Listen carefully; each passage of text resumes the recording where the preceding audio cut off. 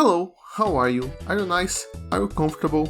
Well, you should get comfortable because we're in this for the long haul for this one. Have you seen how long this video is? Just look down at the bar, just look at the numbers. Yeah, it's a long one. So, get comfortable, sit down, get relaxed, and take a trip into history with me. Not a completely historically accurate trip because I didn't do a lot of research on this part, just one that will add a little bit of context to the topic we're talking about today. Okay, we're good. Okay, so the year is 1994 and in December, just as the year is ending, Sony releases the PlayStation 1. It's a good console, it's a success, everybody loves it, and it's cool looking and easy to handle controller compared to the SNES, so Nintendo comes along and in 1996 releases the Nintendo 64, and since it's coming 2 years later, they can't just release the same thing Sony just did, so they upped their game by introducing something completely new. Yes, that's right, it's an analog stick. Right in the middle of the controller. Yup, well, that looks like a huge pain to use, but Sony doesn't think that way. Sony thinks they can't be left behind on the analog race, so they fire back at Nintendo by releasing in August 1997 the very first DualShock controller, which comes with two of the damn things, positioned perfectly underneath the buttons. Now, that is all well and good, but how are they going to use these things? Well, the answer...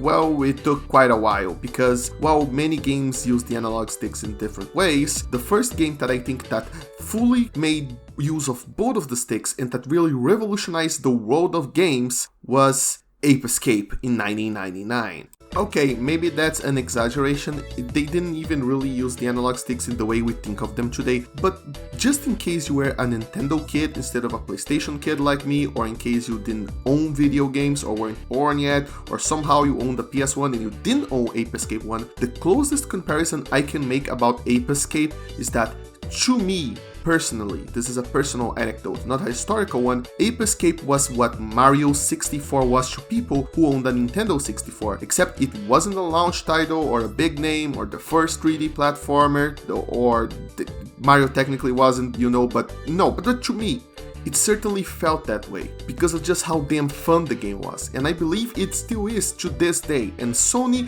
probably agrees with me, because when Nintendo ported Super Mario 64 to the Nintendo DS to prove it could play Nintendo 64 tier games, what did Sony port to the PSP? Yes, that's right, it was Ape Escape, which proves me 100% correct, because there's absolutely zero reasons otherwise they might have chosen it. Dude, trust me. So, that's what we are doing today. We are gonna go through the entire main line of Ape Escape games according to TV tropes. Now I have no idea why they decided this was the main line of games and why they kept some inside or some outside. I suppose it is based on how close the gameplay is to the first titles or something, or maybe it's completely arbitrary, but the point is, it's a good enough point of reference for me to work with without having to go through each and every single spin-off, and that's good enough for me. So let's begin with the very first game.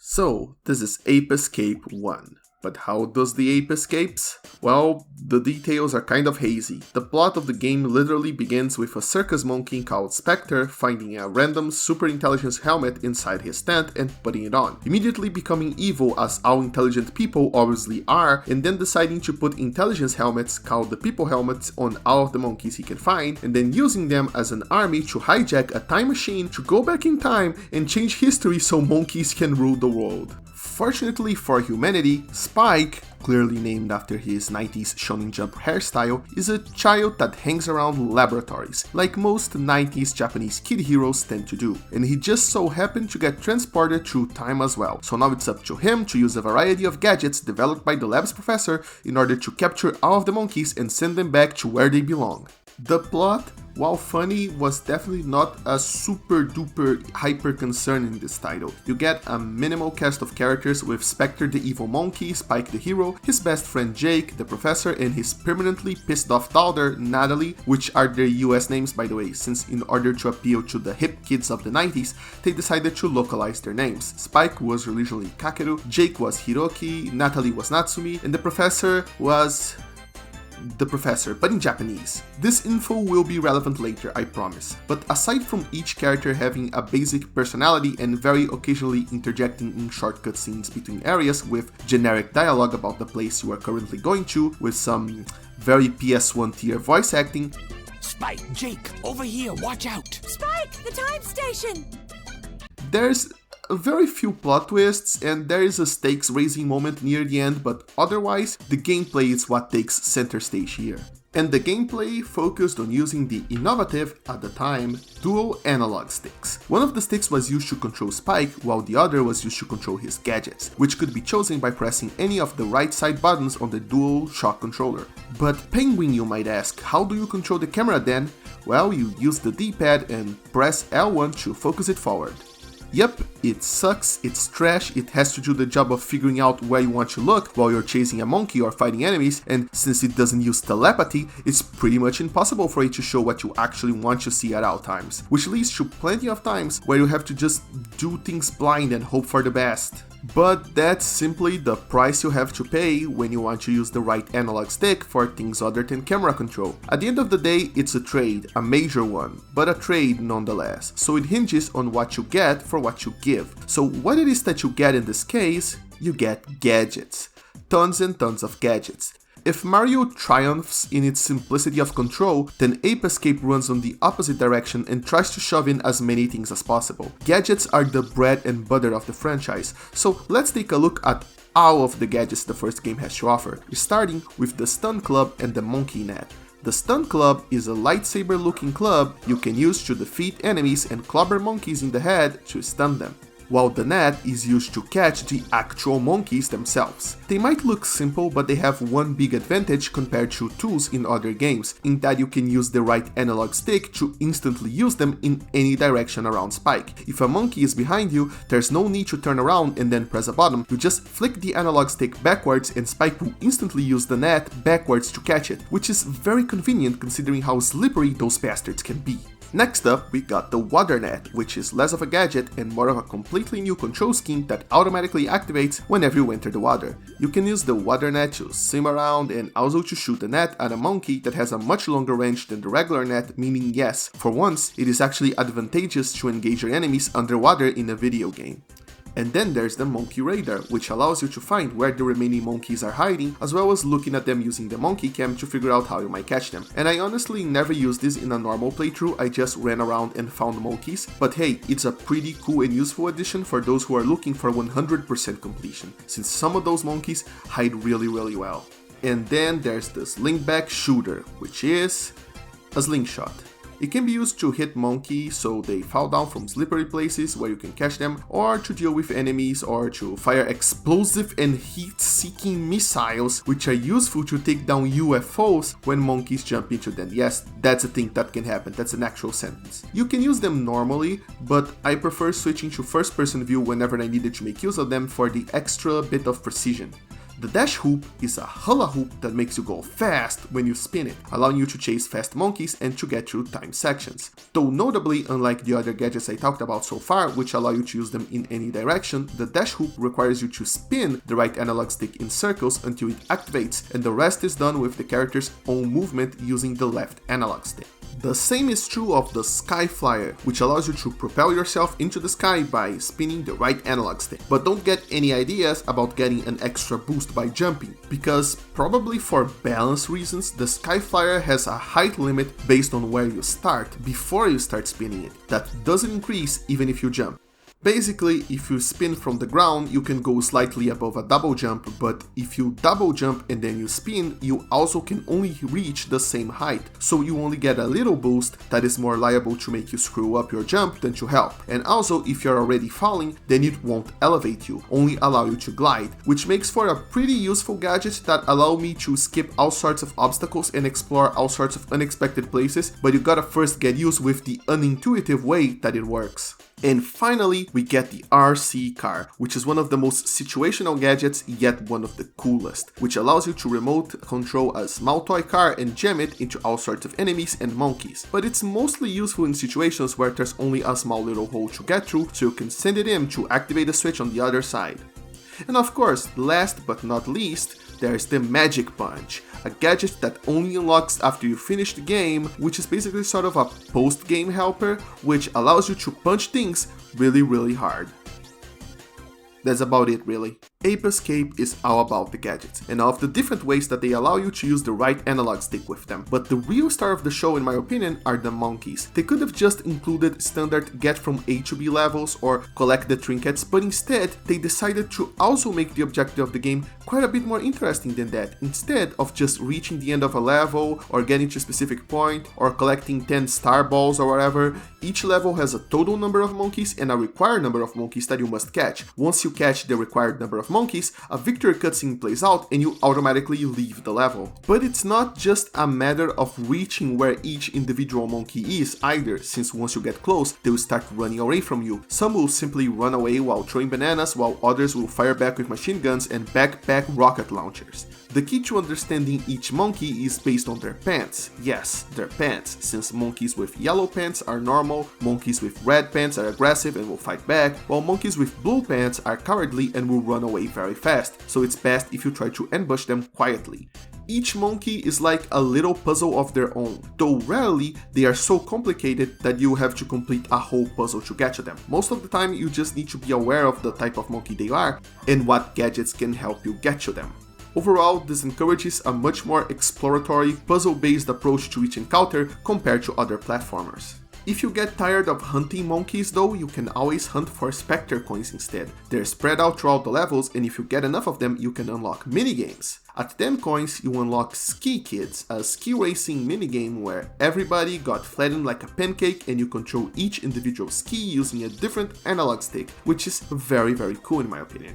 At 20 coins, you get Spectre Boxing, which is basically Punch-Out, where you control each individual fist with a different analog stick, and in which I never managed to win a single round. I'm just really bad at that. And at a whooping 40 coins, you unlock Galaxy Monkey, which I didn't unlock because damn, that's a lot of coins. But in it, you control a saucer with one analog stick and fire lasers with the other one, so it must be pretty good. So as you can see, the underlying theme of this game is how experimental can we get with two analog sticks, which is fitting given that the further we go back in gaming history, the more experimental they seem to get, as the rules of each genre were still poorly defined. And speaking of that particular moment in history, I definitely want to stop for a bit and talk about the inherent PS1-ness of the entire thing. I mean, just listen to the soundtrack of the main hub for a few seconds, please.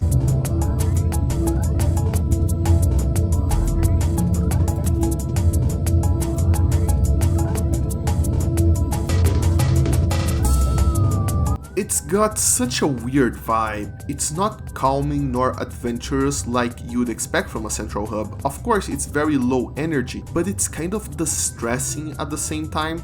It kind of reflects the stars and the space around the menus and stuff, and gives the impression that I'm sort of floating in the middle of nothingness between levels, which is not what I'd expect from a game aimed at children if it was produced today. I mean, I don't know about you, but why do PS1 children's games give people, including me, existential anxiety? That's not a thing you'd imagine a children's game would give you. And every time you start a level, you get a quick look at a cute girl who I eventually figured out was the lab's AI near the end of the game, who is showcasing what is left to collect in the level along with this musical little ditty.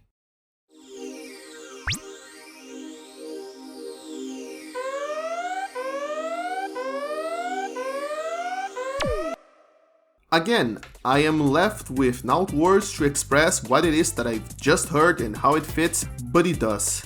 The levels themselves have more conventional music, even when they aren't conventional at all, like the level where you must go inside of a dinosaur to hunt down monkeys on its innards, while fighting off what I can only imagine is its immune system, and goddamn did the developers play fast and loose with what was appropriate for children.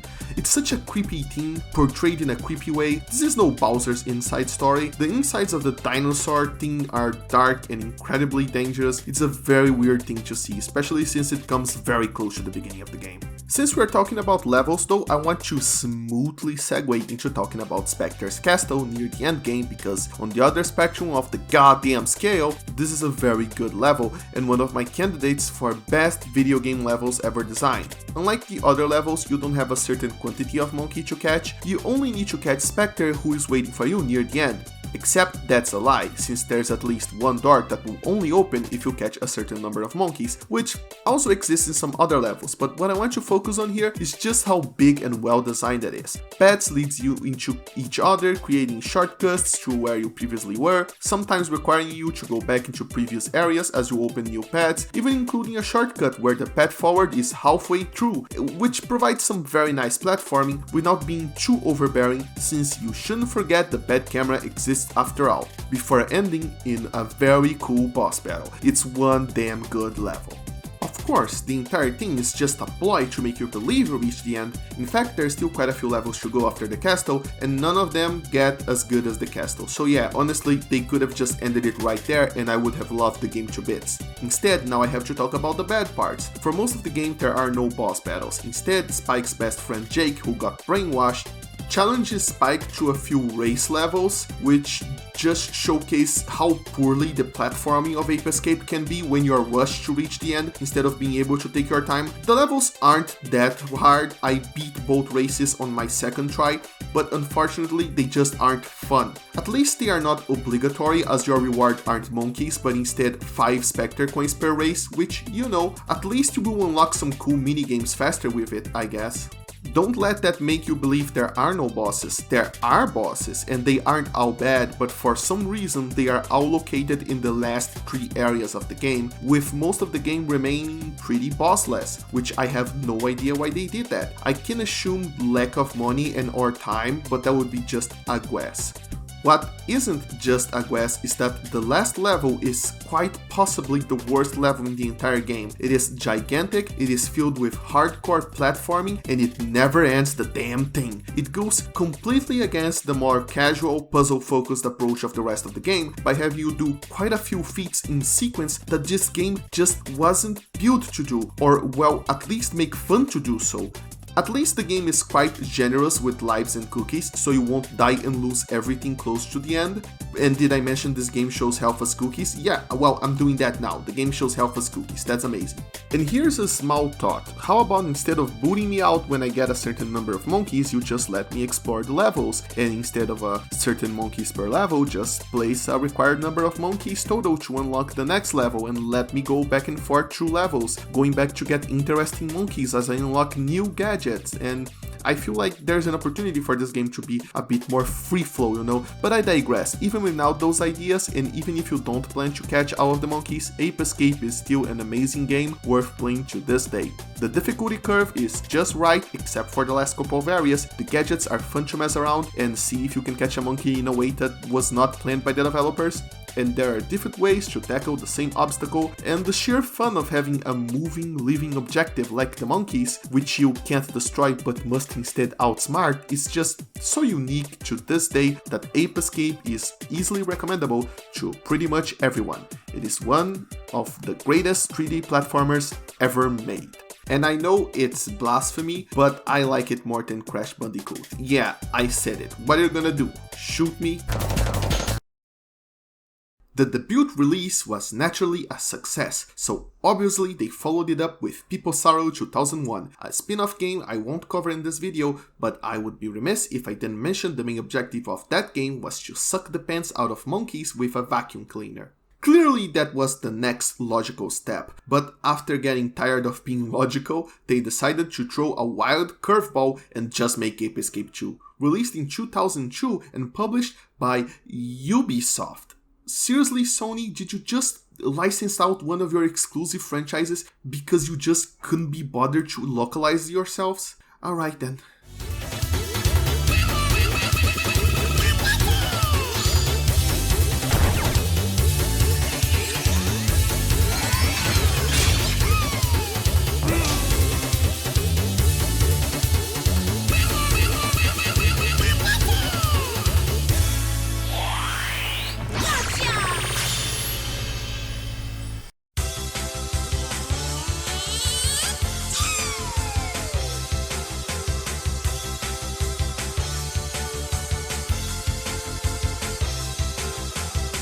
The plot this time around is about Jimmy, Japanese name Hikaru, a young boy who also helps out at the professor's laboratory because, damn it, I told you this was just the hobby of young shonen-haired boys back in the 90s. The professor is on vacation, so he tasks him with teleporting new pants to the monkeys at Monkey Park, but Jimmy is a dumbass, so he accidentally breaks the teleporter by teleporting a bunch of people helmets together with the pants.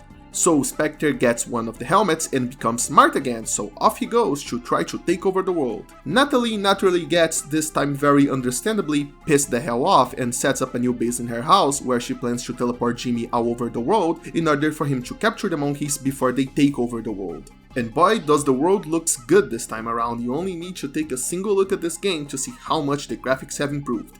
They now have that timeless cartoony vibe that was sort of present in the original game but wasn't quite as clear-cut due to it being a PS1 game. But here you can definitely see everything the developers could have wanted and more. It's one of those games that doesn't look bad even if newer games look more realistic, because it has that, like I said, timeless cartoony vibe, and I could easily see it remastered on modern consoles with very few changes. The voice acting also improved. Instead of sounding like a PS1 game, it now sounds like a PS2 game. I mean, hey, it's not super top-notch voice acting, but it works, courtesy of the voices of Ash and Misty for the roles of Jimmy and Natalie respectively, so yeah, you can expect that 2000s anime dub quality, which is more than enough since the story is still not a priority. In the original game, the main collectible that wasn't monkeys or specter coins were random floating triangles that gave you a life when you got 100 of them. Here instead they are coins which you can put on a giant capsule toy machine back at your home base called the Gacha Box. And oh boy, gacha mechanics in my 2002 game? That's exactly what I didn't need or want. See, gacha is annoying now, where you have to spend actual dollar in it, and while you don't need to do so in Ape Escape 2, the random nature of just having to deal with whatever the game wants to throw at you, especially when you want to get something specific like a minigame, which is worth much more than basically anything else in this damn thing, yeah, it can get pretty frustrating. But you can also get cookies and lives from the gacha box, though, and that's a good thing since cookies and lives are much scarcer in this game. Now, this doesn't mean the game is necessarily harder. Things are in fact a lot easier. When you get hit by a weak attack, instead of losing a cookie, it just gets cracked before disappearing with another hit, which means basically your life bar got an upgrade from 5 hit points to 10 hit points. That's double the hit points, man. Plus, the annoyingly hard at times platforming of later levels in the first game is completely gone from this one, and the bottomless pits are also very reduced, and if you fall into a bottomless pit, you just lose one cookie instead of a whole life. Plus, the game tends to resurrect you very close to your place of death, even in longer stages, courtesy of a very generous, even if invisible, checkpoint system. So overall, this is actually a much easier entry compared to the first game. Even so, I still didn't imagine that the lives would be so scarce that I would have to repeat the same Japanese castle level so many times in order to grind them. It's not that the game is hard, it's that I only randomly found 2 lives playing normally. They are just that scarce, so you do have to do some grinding to get a reasonable amount of them. I grinded up 10 lives and that didn't take very long and they lasted for the rest of the entire game, but still, there's not quite an ideal level of distribution of lives going on here. Another addition to this entry is a whole new cast of villainous characters called the Freaky Monkey 5, which kind of reminded me of the Koopalings I was gonna say except they are cooler or except they are less cooler than, but let's just be honest, these guys are about just as lame as the Koopalings, and I mean that as a compliment. We got the radical biker Monkey Blue, we got Monkey Yellow, who makes me want to call the FBI, we got Monkey Pink, who is a pop star singer, Monkey White, who is Cranky Kong if he was a mad scientist, and Monkey Red, who is buff. Yeah, that's their whole personality basically, but they do fill in an important role in this game, and that is the role of boss battles. You see, unlike the previous game where they loaded all of the bosses in the back end of the game, Ape Escape 2 has a healthy distribution of boss battles, by having you battle a boss monkey every 3 or so stages, with each of them providing an interesting challenge which might test your knowledge of your gadgets, or you might just have to dodge them and then use the stun club at the right time. They're a mixed bag, but hey, at least they don't feel like a last minute addition this time around. Of course, the gadgets and controls remain mostly unchanged, with a few new additions. And that means that the camera still sucks, it's trash, it has to do the job of figuring out where you want to look while you're chasing a monkey or fighting enemies, and since it doesn't use telepathy, it's pretty much impossible for it to show what you actually want to see at all times, and that doubles for a few boss battles where I ended up getting hit a ton of times because I completely lost camera control and was left to the game's devices, which meant I missed the boss animation which telegraphed which attack they were going to use. Especially in your fight, Monkey Red, screw you. But hey, at least we got a bunch of new gadgets and minigames. On the minigame side, we got Dance Monkey Dance, a minigame about copying other monkeys' moves, which simply requires a bit too much precision. You need to move the analog sticks precisely how they want you to at precisely the right time, so yeah, I didn't get very far into this one. The next one is Monkey Soccer, which is a surprisingly fun one. You get to build your own team of monkeys and you go to the field controlling the monkey with the left analog stick and shooting the ball by flicking the right analog stick, and if the ball leaves the field, you get to play slots to see what kind of ball gets thrown back. You can get a smaller ball that's worth 2 points if you score a goal, or a beach ball that's worth 3 points if you score a goal. It's kind of crazy and arcadey, and I didn't manage to win a single game on this one either, but it sure is a lot of fun and it's a really nice idea. Shame sports games these days don't have this level of creativity. And the next one is like they looked into the future and made a minigame out of today's internet meme games. Monkey Climber is, to put it simply, finicky on purpose. You control a monkey's left hand with the left stick and his right hand with the right stick, or maybe I have it backwards since he's looking directly at the camera, but anyway, you control the hands with the sticks and you can grab with L1 and R1, and that's all you can do. If you stop holding both buttons, the monkey falls to his death, and you can jump, so you have to deliberately and awkwardly twist one of the ropes you're hanging on in order for it to swing around, allowing you to grab and use the forward momentum to close gaps. It's both beautiful in its simplicity and also balls to the wall hard to do so, as you can probably tell just by looking at the footage. I didn't make much progress in this one either, but I do wish more people knew about it, only to see if the masochist side of the speedrunner community would enjoy it. Of course I'm joking, all speedrunners are masochists. But enough about the minigames. We are kind of doing this out of order, aren't we? We should probably instead discuss the much more exciting topic of the new gadgets. And there's kind of a reason why I delayed it this much. An Ape Escape game would be nothing without its gadgets, and this time around we got all of the classics from the first game, but the new ones are very disappointing, to put it bluntly. We got the Banana Rang, a banana boomerang that we can throw and spin around to attract monkeys with it with banana fragrance. It sounds cool until you realize that you can't aim it on first person, meaning you have to aim using the awful third person camera itself and then spin the right analog stick to make it attract monkeys, which just looks and feels like an awkward, unnecessary second step, but even then it doesn't attract every monkey. There are a few monkeys that will only leave their shelters if you use the banana rang, and a few coins that are positioned to be grabbed by it, but the overall aiming and feel of it is just so awkward that I never wanted to think it even existed. It's a waste of a gadget slot. It is unfortunately joined by the water cannon, which sprays water, and that's pretty much all it does. Once again, you can't aim it in first person, and this time around you can't even shoot it by flinging the right stick either. Oh no. Instead you must spin the right stick until it shoots water directly in front of Jimmy, making it incredibly awkward to actually water wherever you need to water. So once again, just shove this in the back of the shed for when you really need it to solve a puzzle. Now, the last one is the electromagnet, and it is the sole exception of this trio because it is actually fun to use. You hold the right stick in a direction, and if there is a magnet there, Jimmy can pull it or be pulled by it. This is used for some very neat puzzle solving and platforming, and even fighting enemies, as you can use it to pull the metal helmets some of the endgame enemies carry around to protect them. It is a highly contextual gadget, I will admit, but compared to the other ones, it is definitely the most fun addition to the game. And the devs must agree with me, as the last section of the game features prolonged segments of pure magnet platforming, while the Bananarang and water cannon remained forgotten. Maybe there simply wasn't as big of an opportunity to use them, I guess, especially since the slingback shooter is still present for all of your range needs. The gadgets aren't the only disappointment I had though. Bear in mind that everybody has different opinions and I could be wrong, but while the graphics are much better and the voice acting and music and everything is of higher quality, I couldn't help but feel like the main core of the Ape Escape experience, the gameplay, felt slightly off compared to the previous game.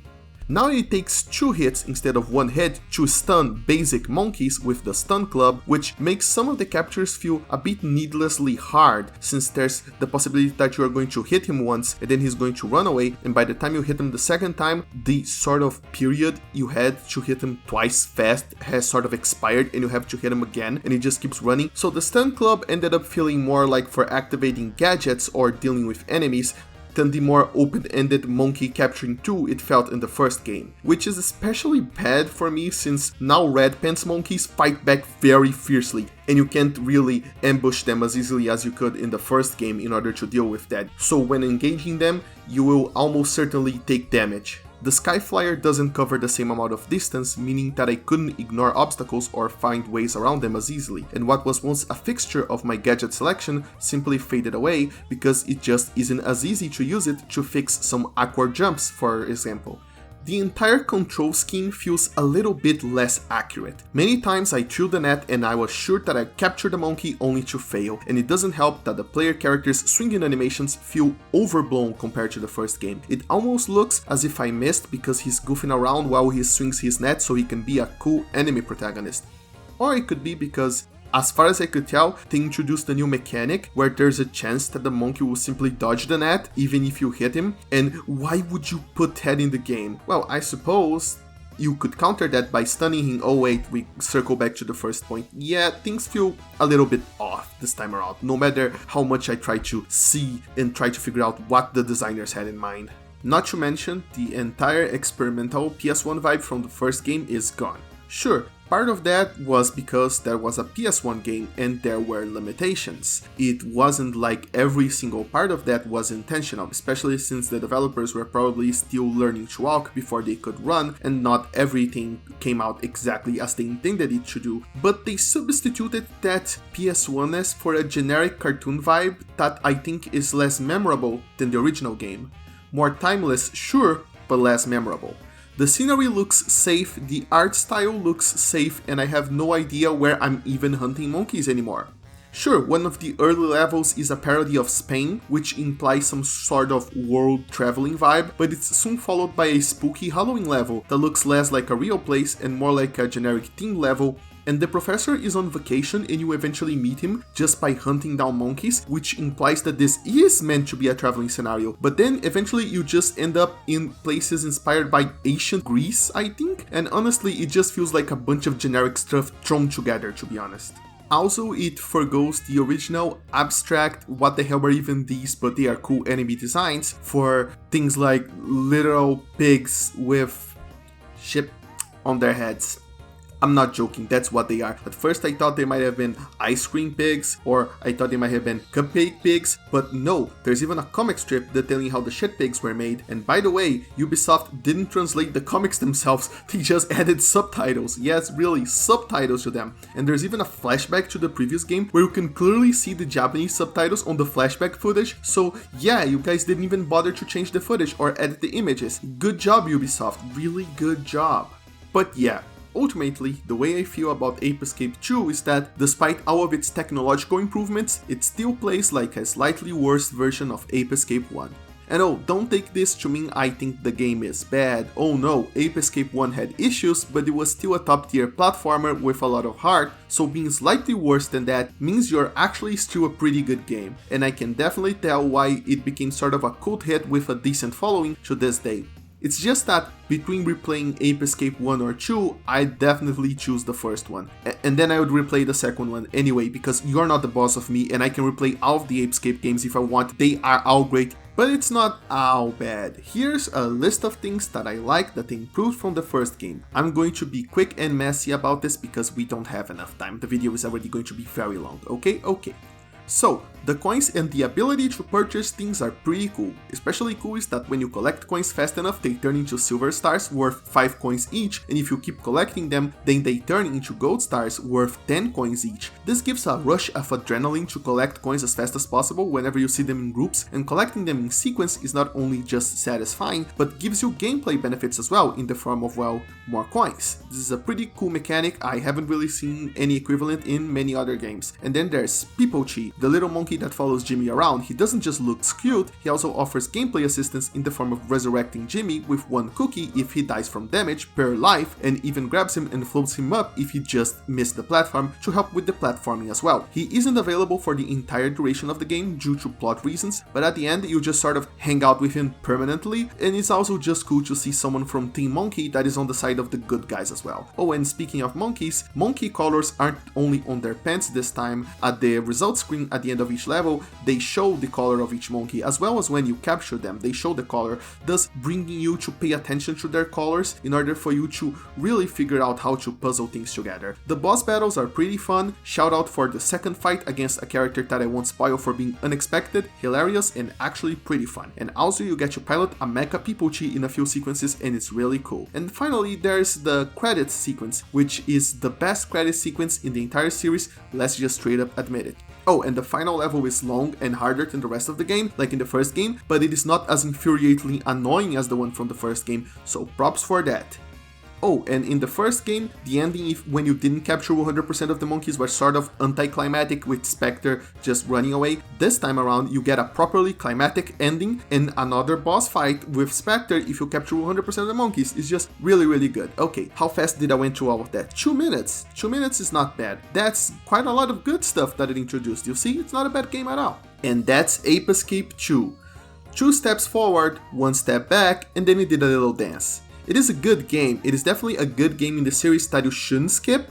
If you like the first one, you definitely should try this one out as well. But as a final note, before we move on, I should warn you that if you want to get this game, you probably shouldn't buy the PS4 PSN version. You see, when I did my Wild Arms 3 review, I saw that a lot of people were very interested in the game and started picking up the PS4 version, which is reasonable since the PS4 is a relatively new console that is easy to find and not everyone owns a PS1.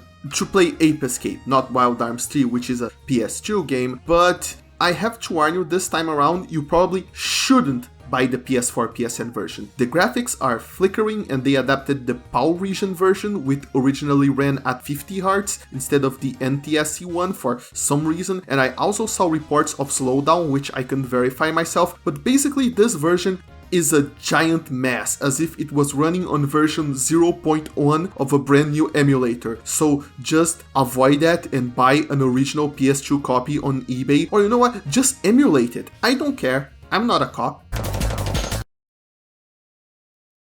So anyway, after all of that, Sony decided to release Ape Escape on the PSP, and while I can see why, it's always cool to have a console game running on your portable to showcase its power, plus it's a family-friendly game everyone is sure to enjoy, so you know, on paper it makes sense, but I cannot in good conscience recommend you to play a game whose entire point is to experiment with both analog sticks in a handheld that only has one analog stick. In fact, what's up with handhelds and analog sticks? Until the PS Vita came, everyone was just okay with them having only one of those. Like, damn man, just give the little guys another one, you cheapsteaks. They also released the spin-off that I'm not going to cover. Instead, let's move ahead to the next release in the mainline series.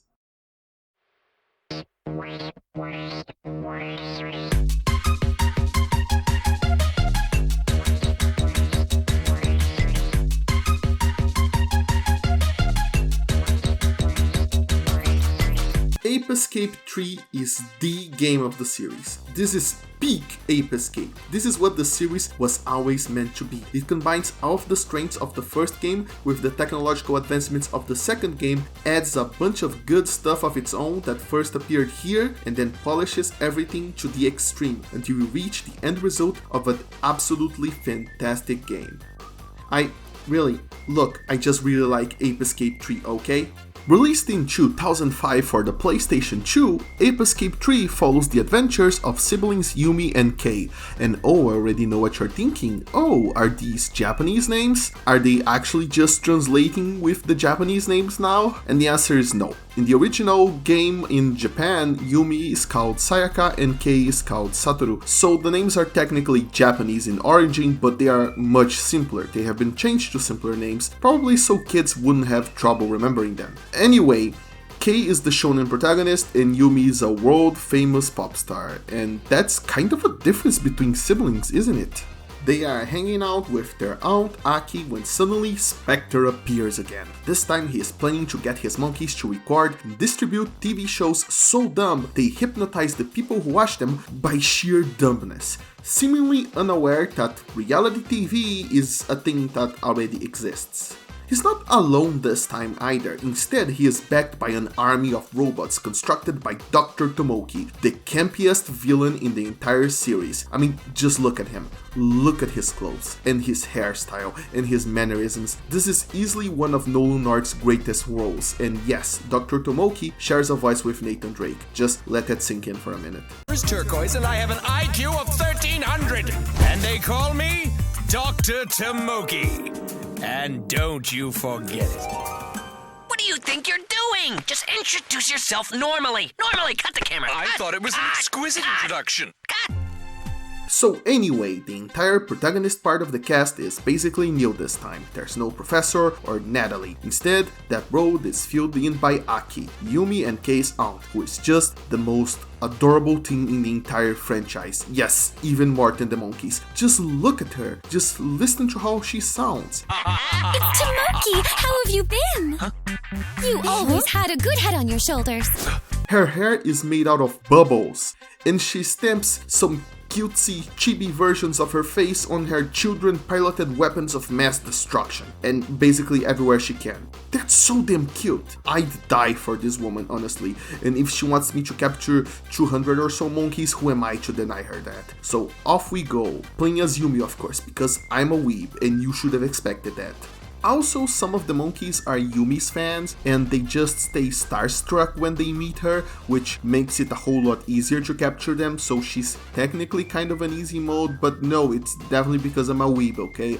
And so, it is time for Yumi to head out into adventure with a monkey net and a belt full of gadgets to save the world while dealing with a camera that sucks, it's trash, and yada yada yada. You get the point. That's just the fact of life by now. Though it does get easier to handle the deeper you get into the series. Probably because the series in general also gets easier the further you go. What's brand new though is that now you no longer need to go into a menu to change which gadgets are activated by which buttons. Now you can just press the button one more time after switching to it to cycle through all of your gadgets, saving precious time by not interrupting the gameplay with menus every 2 minutes on the more complex levels. Also, the monkeys can now beat you up and steal your gadgets. That one's less fun when it happens, but it's still surprising that they decided to implement such a mechanic.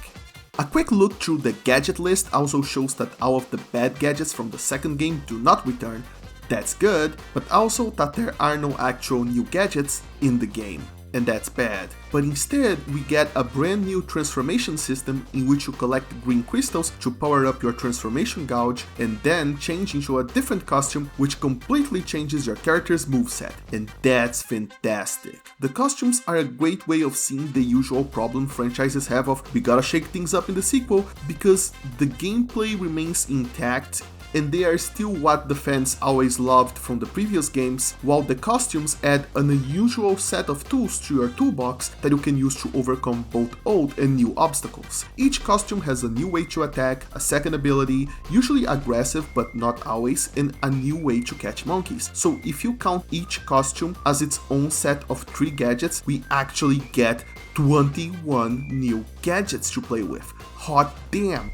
Though, for reasons that will be explained later, they might actually be closer to 20 or 19 gadgets, but I digress, that's a surprising amount of content. So let's do the right thing and go over all of them one by one. The first one you unlock is the Fantasy Knight, though for Yumi it's more like a fantasy magician.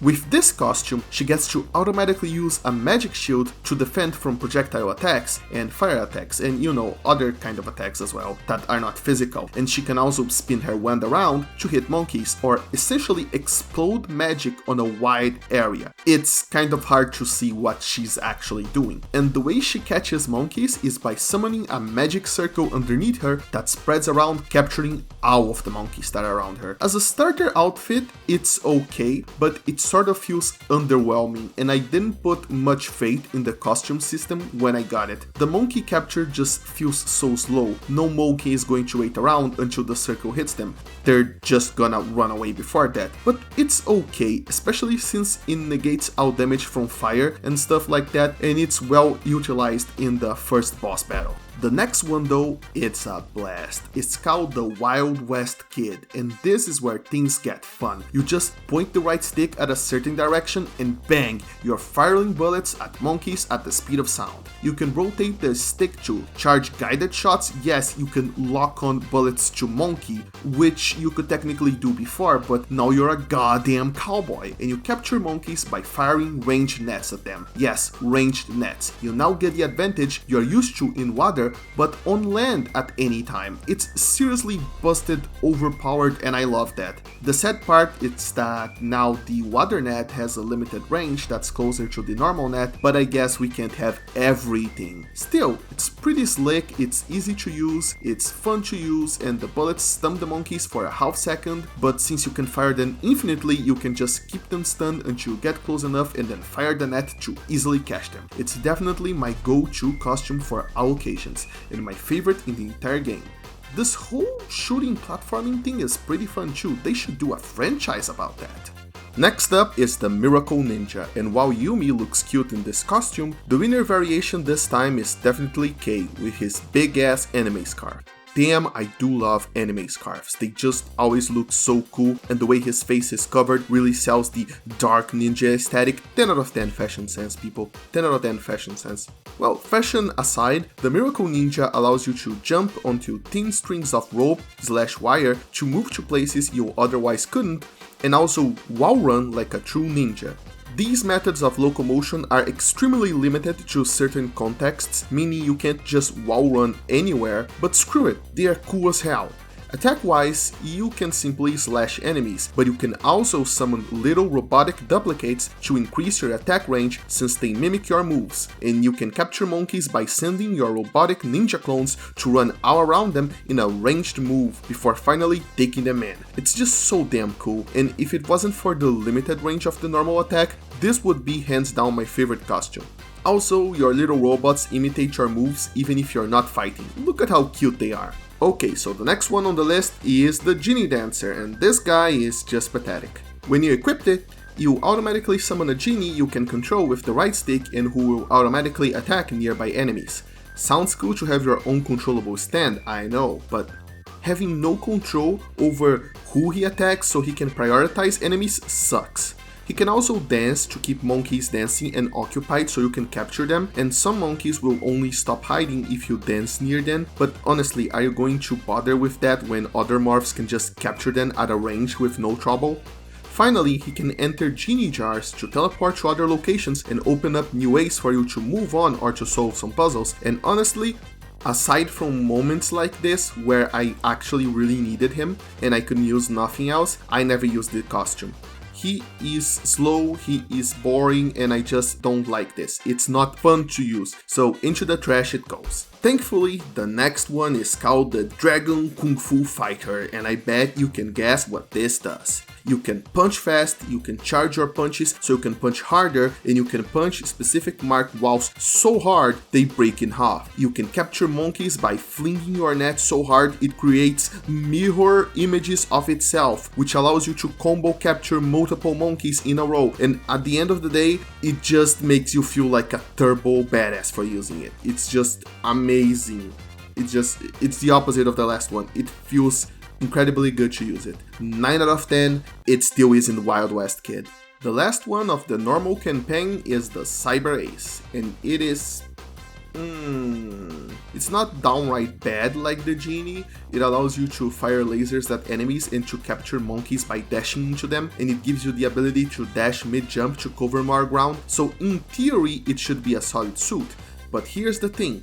The way they decided to verify that you wanted to dash is to use the same stick for movement. You simply push it one more time, but for some reason they also decided to let you dash on the ground, but you don't dash immediately, you start running normally, and then after a second or two it dashes by itself. And if you stop moving and then start running again, it will do it again.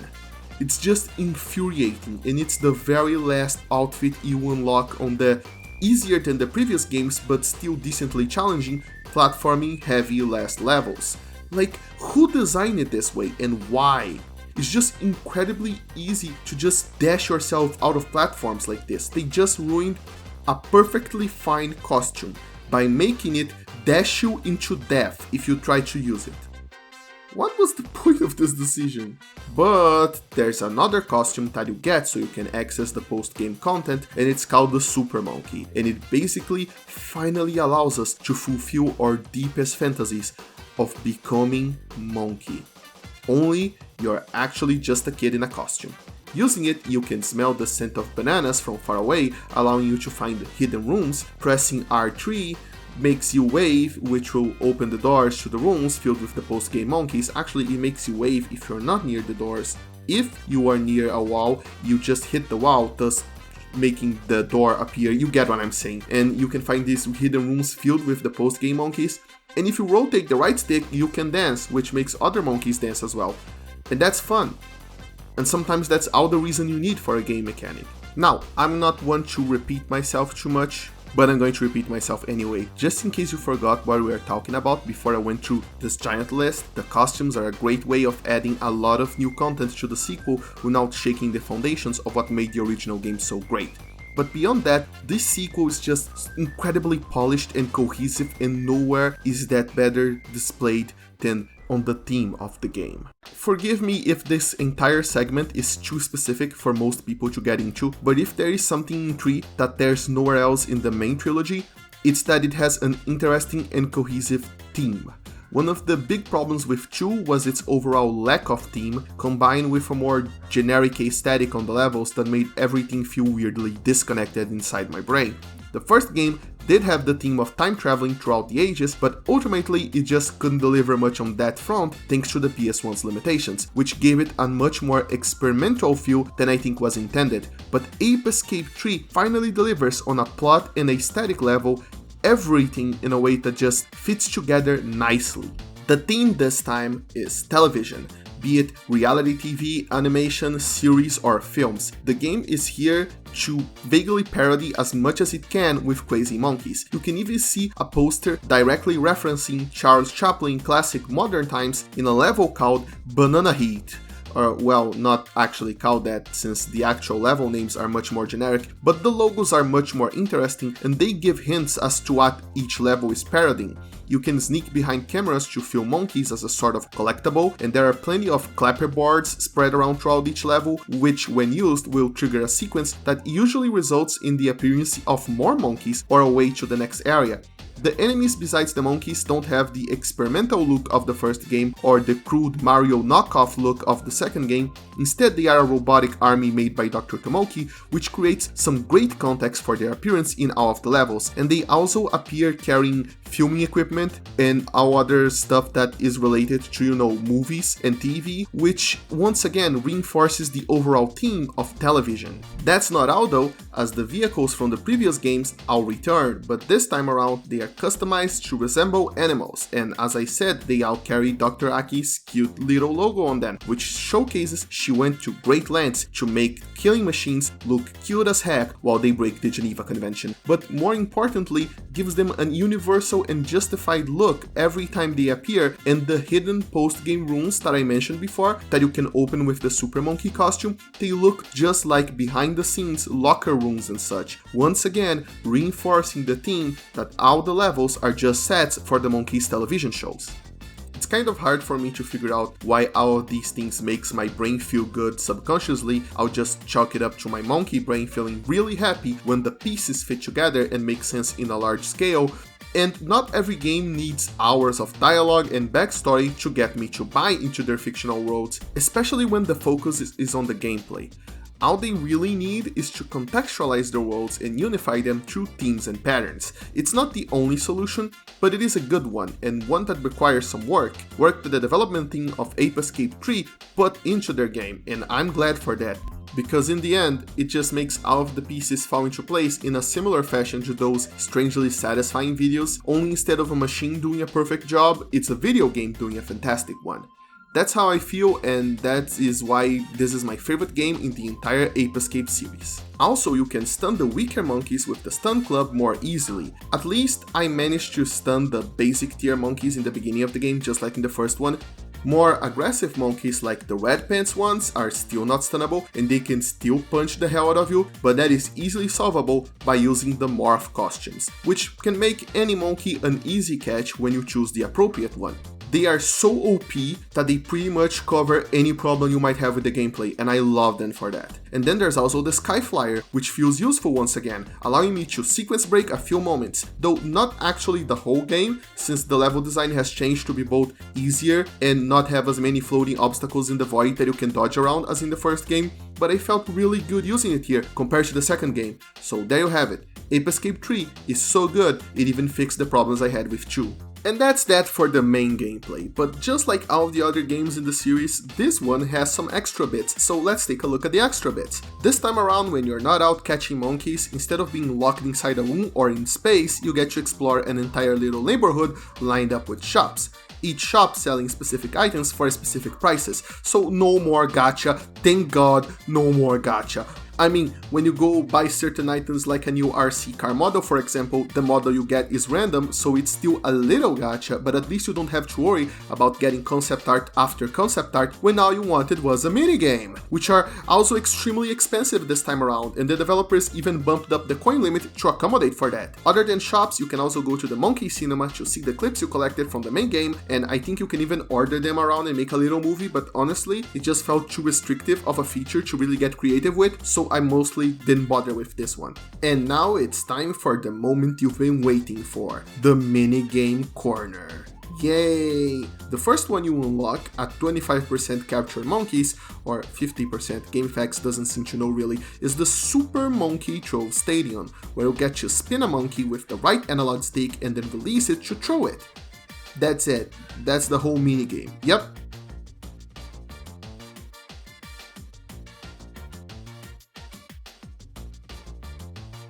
The second minigame only unlocks when you gathered 75% of the monkeys, and would you look at that, I'm out of time and we still have 2 games to go through and this review needs to get out, so let's just mention it's like Tekken with monkeys and move on. Now, this last one, however, is the crown jewel of all minigames, Metal Gear Solid, a bite-sized experience inspired by Metal Gear Solid done in a weird crossover with Metal Gear Solid 3, which also had an Ape Escape minigame in it, in a sort of crossover trade deal Sony had with Konami, I think. But just let all of that fade into the background as you appreciate they reconstructed the core Metal Gear Solid experience inside Ape Escape 3 just because they could. The sneaking through vents, the first-person gun aiming, it's all here. Well, give or take a few nanomachine-powered vampire ninjas, but you know how things go. And all of that still isn't even all of the optional content we get. No, the best is yet to come, because you see, we also get monkey fortune telling. You can do all kinds of fortune telling. You can see today's fortune telling based on your date of birth, or you can even get a more traditional astrological forecast based on your sign, or even check out a love fortune between two people. It's all based on the monkeys you count though, so be sure to catch a lot of them before trying it out, or you might just find out that you can't get anything out of it because, well, the specific monkey is not yet available to check on the stars for you. Truly a feature well ahead of its time. And capping off this entire package is quite possibly the best final stage in the entire series, which essentially fires off every TV idea the staff had that they didn't manage to fit in a level before one by one, followed by one of the greatest final boss sequences in video game history, which I won't spoil it out. So please look forward to it when you decide to do a playthrough. Not if, when. Ape Escape 3 is inevitable. The apes may escape, but you will never escape the ape.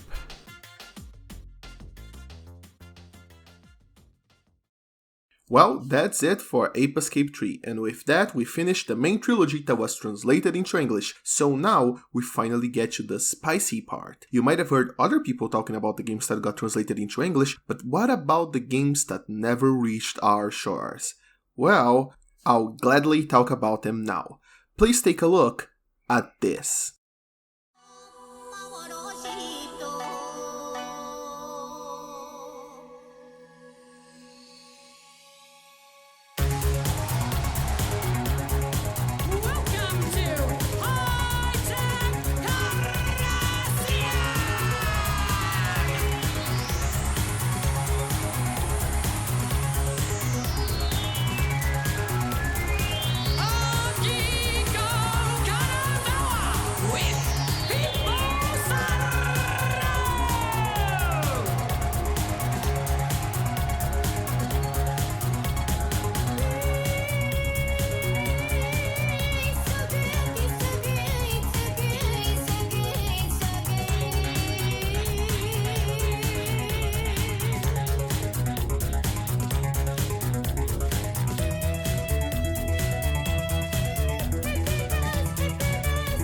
I know what you're probably thinking right now.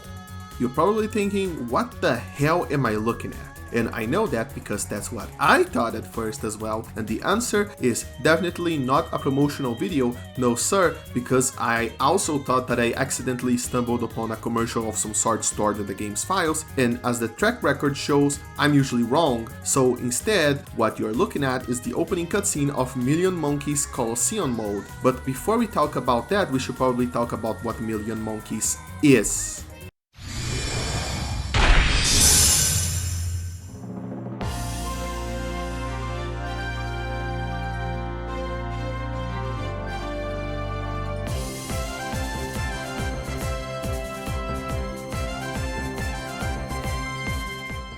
Released in 2006 only in Japan, just 1 year after Ape Escape 3, Million Monkeys is the Shadow the Hedgehog of the franchise, meaning it's darker and more serious than the previous entries. Not necessarily because it's absolutely worst and controls like garbage. How darker, you might ask?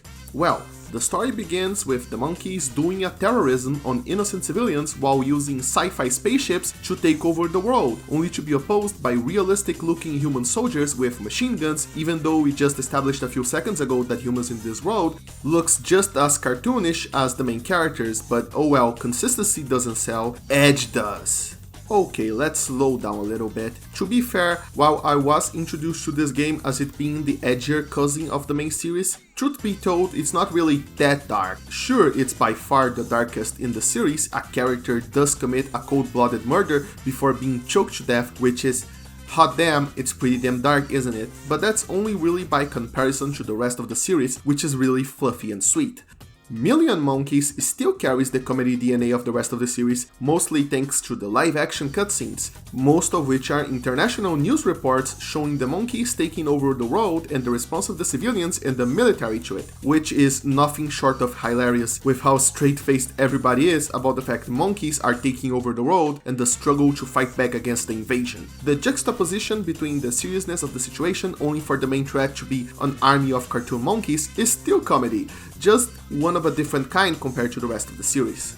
I won't blame anyone for thinking this might be just a little bit too serious for them. After all, it takes place in the real world. Not only do you get to see and hear about the monkey invasion happening in all sorts of famous places around the world, the main story takes place entirely within Japan, as in real-life Japan, and the characters get to fight through realistic-looking places inspired by their real-life counterparts. It can be weird to go from incredibly fictional settings like Treasure Island to fighting Shinjuku or Akihabara, but I personally enjoy both flavors of locales, and the PS2's simplified urban landscapes are peak comfy, and you can't convince me otherwise. As for how the game actually plays, well, unlike the other games where there's only one protagonist you get to play as, and when you get to choose one, it was actually mostly aesthetic, Million Monkeys allows you to play with the entire cast of the first game, including Casey, the cutie patootie AI who didn't appear beyond the very first game, and Pumpkin Prime. Also from Pumpkin Prime, Helga, aka Haruka, and a few other characters also appear in this game, but the characters from 2 and 3 kind of just don't. They were probably on vacation or something, while the world was being destroyed. It's understandable. Also, since the game is Japan only, all of the characters have their Japanese names, so I told you that would be relevant later on. So you can pick from any of them, but when you first reach the menu, you quickly find out that the first option is to load a character, and the second one is the one that lets you actually pick a character. So what's up with that? Well, turns out the game has a very weird, complex character creation system where you can pick a character and then customize them to your liking. This is even where you get to pick an alternate costume for a character, for example. You can't just change them before playing, you must build and save a whole new character just for that, which is quite frankly very cumbersome. Thankfully, you can just pick a pre-made character, and since the game doesn't require upgrading to progress at all, and all characters are pretty much ready to go as they are for the entire adventure, I never really cared about this odd character customization mode.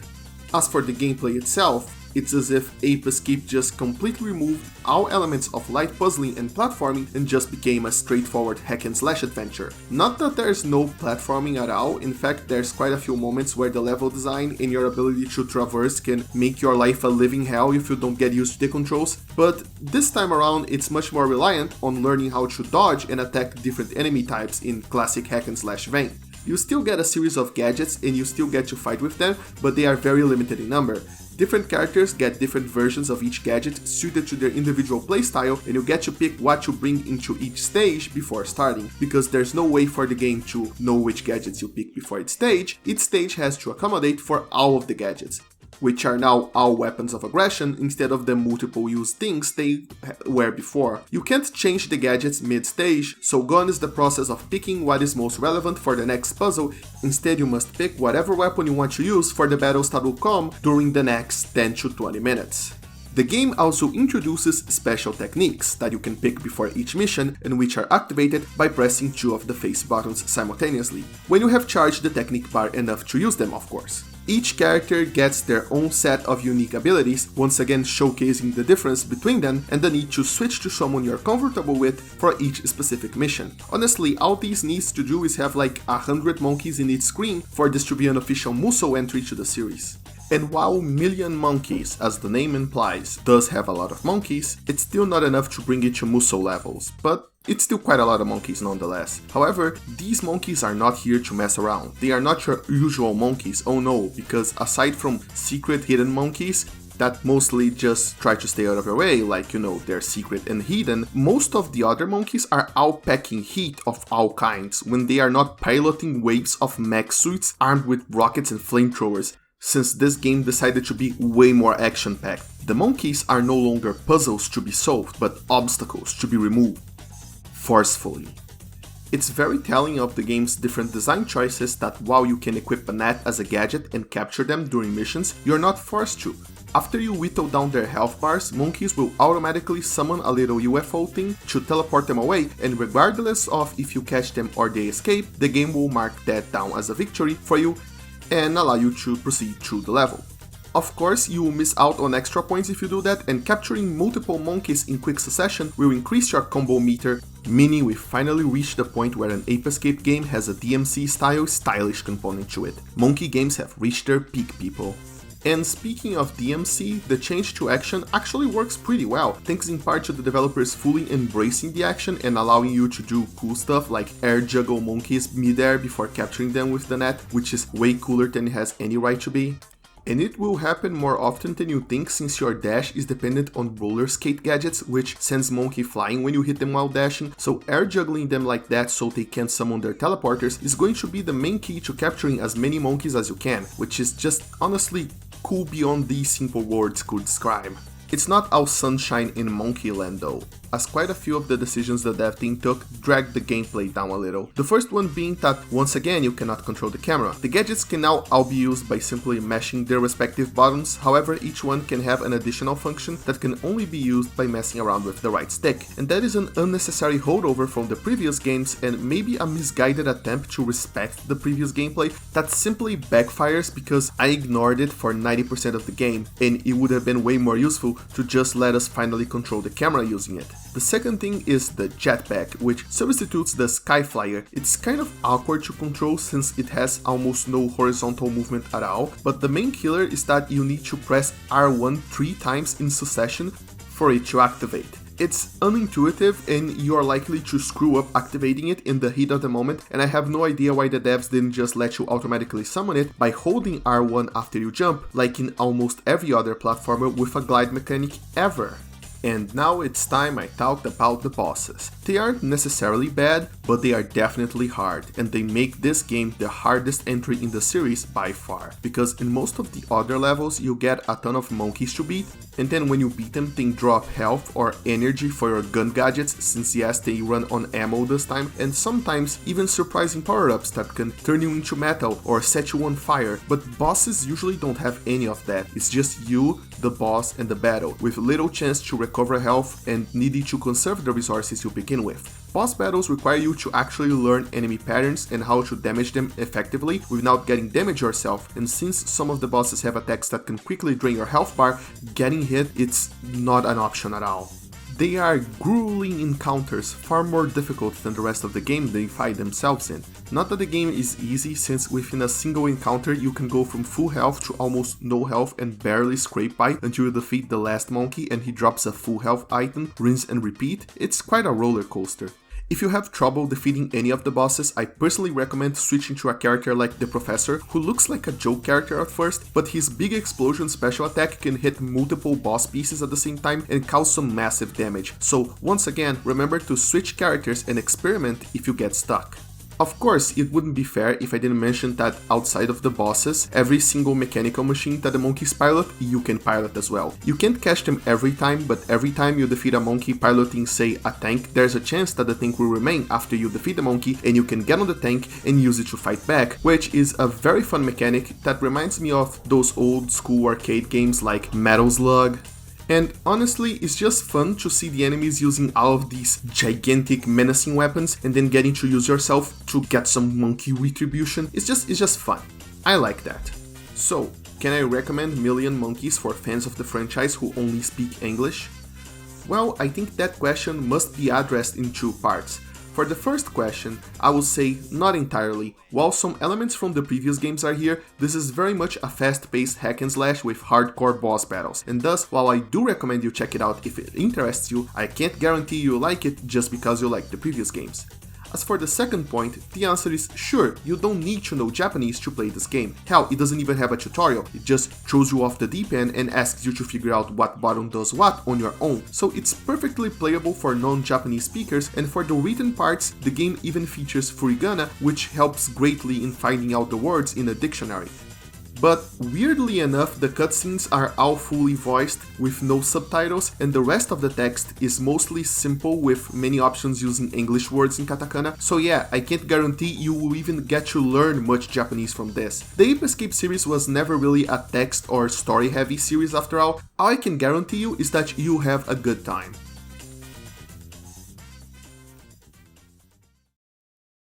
And now, for the last entry in this retrospective, we must move the clock forward 1 year yet again to 2007 and turn our focus from home consoles to the handhelds, specifically for the PSP, because it's time for a big mission.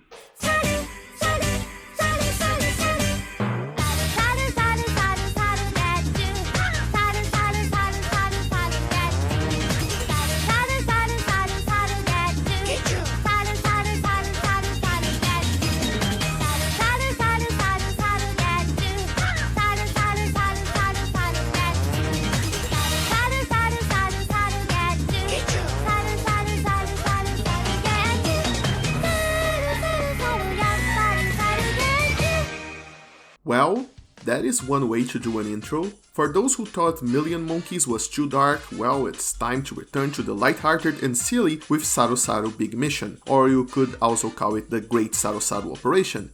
Maybe just translate everything to English as the Great Ape Operation, or just keep it Japanese as SaruSaru Daisakusen. The point is, unlike Million Monkeys, the title is extremely Japanese, so feel free to pick your favorite.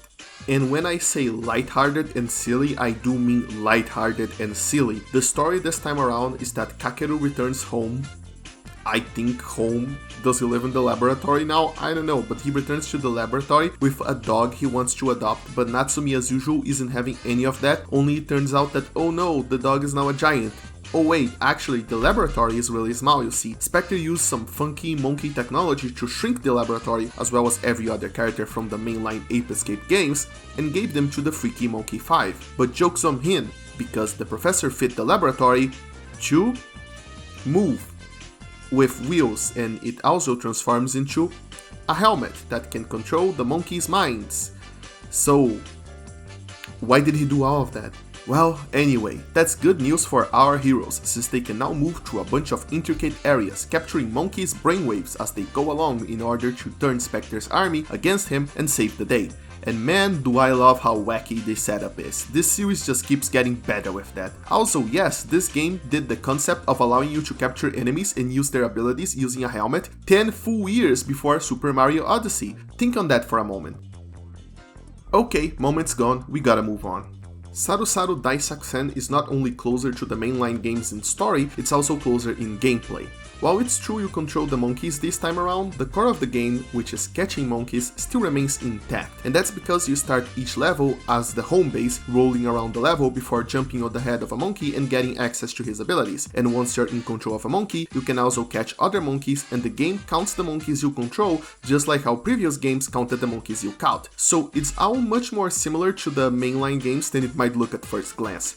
Also, for your convenience, once you catch a monkey, he's caught forever and just stands there waiting for you to come back even if you die. It's kinda like you permanently brainwash them and they just keep staring, and it's honestly kind of creepy, so let's move on.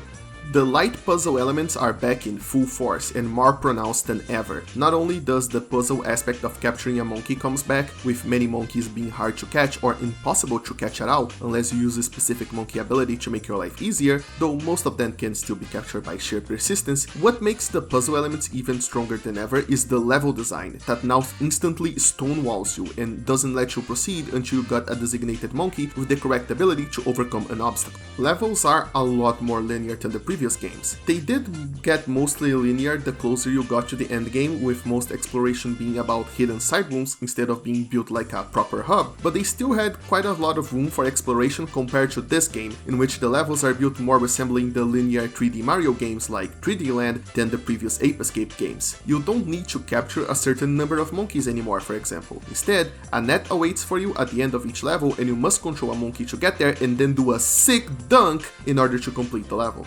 That's not to say they are completely linear, they sometimes have little side areas and sometimes they provide different ways to overcome the same obstacle. Like, for example, they can provide a tall wall that you need a frog monkey to climb since they stick to the wall, but along the walls there are also platforms you can jump to using a bunny monkey's moon jump skill, so you can overcome the obstacle using whatever monkey suit you prefer.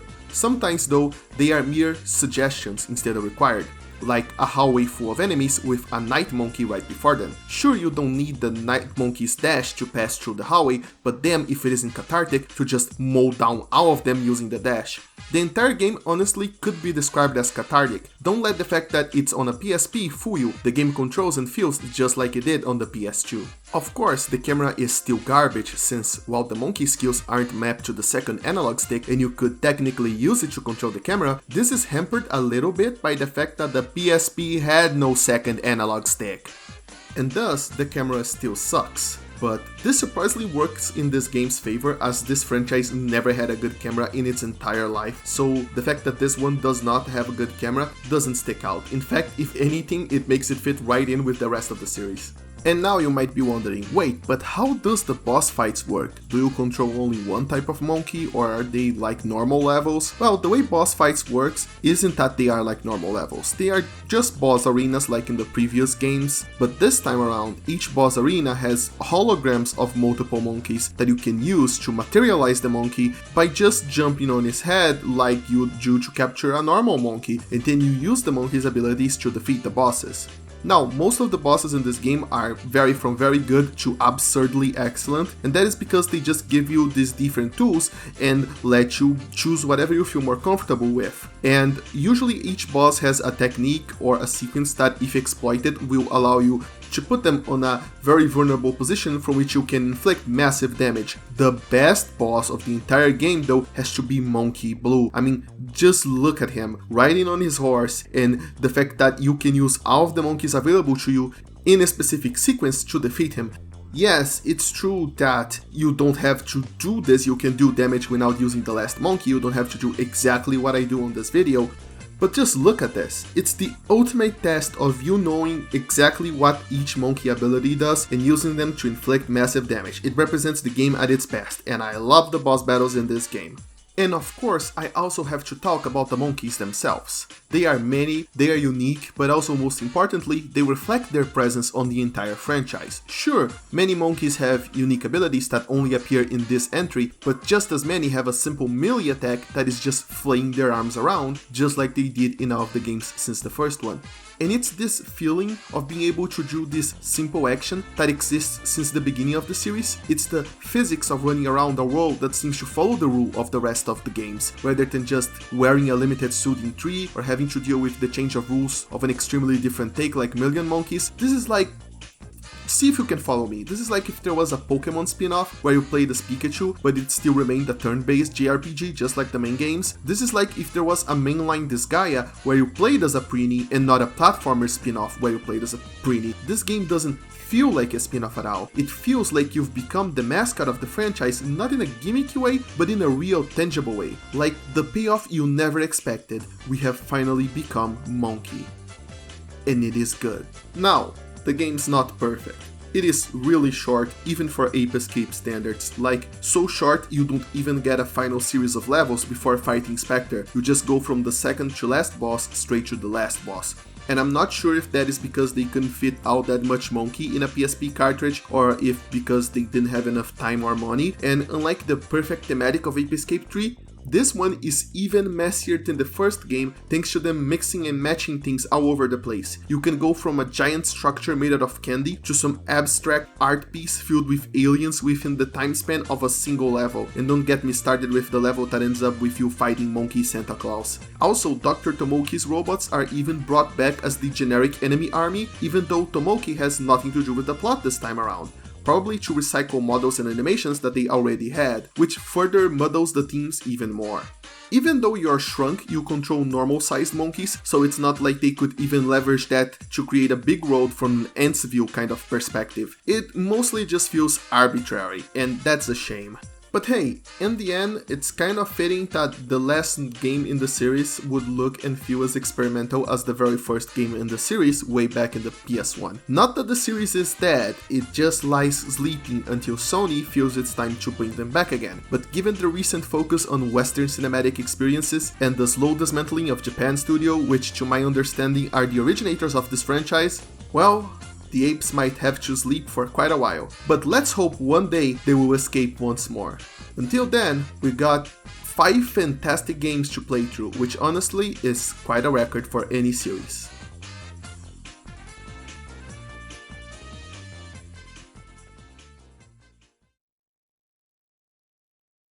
So, that was it. That was the retrospective. Thank you for watching. This is the part where I would have like a list of patrons if I had a Patreon, but I don't have one and I have no plans to get one anytime soon. So just enjoy the great credit sequence from Ape Escape 2 in the background while I talk about my feelings towards this video. The video is over, the retrospective is over. If you want to go home, you can go home. This is just a bit of a behind the scenes update. So if you are not interested in that, that's fine. You can just leave the video now.